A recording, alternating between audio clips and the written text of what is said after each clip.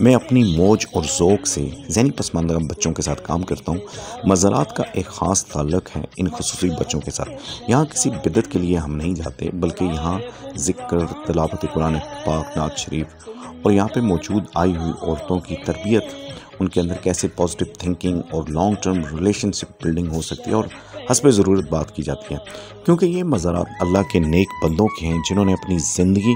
اللہ کی معرفت و ذوق عبادت جن کو نصیب ہوئی۔ یہ کسی فرقے کی بات نہیں کر رہا، بلکہ خصوصی بچوں کو مزارات پہ ضرور دعا کے لیے لے کر جانا چاہیے۔ یہاں پر روحانی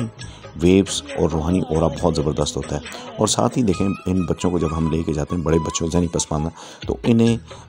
چلنے، گاڑی پہ بیٹھنے، روڈ سینس، یہ ساری چیزوں میں ان کی بھی مہارت ان میں آتی ہے۔ اب یہ دیکھیں، یہ بڑے بچے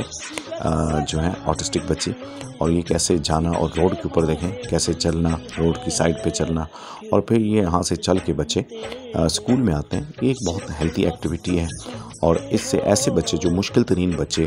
جو ہم سے کنٹرول نہیں ہوتے، جن کے اوپر پروفیشنلی ہم کام کر رہے ہوتے ہیں، لیکن پھر بھی اس کام کے ساتھ ایک روحانی ٹچ دیتے ہیں، اور مزارات پہ جاتے ہیں، وہاں پہ جا کے دعا کرتے ہیں ان بچوں کے لیے کہ یہ ٹھیک ہو جائیں، ان کی برین فریکوینسیز ٹھیک ہو جائیں، ہائپر ایکٹیویٹی دور ہو جائے۔ باقی جو پروفیشنلز کام ہیں اس کے ساتھ اس چیز کو ہم ایڈ کرتے ہیں،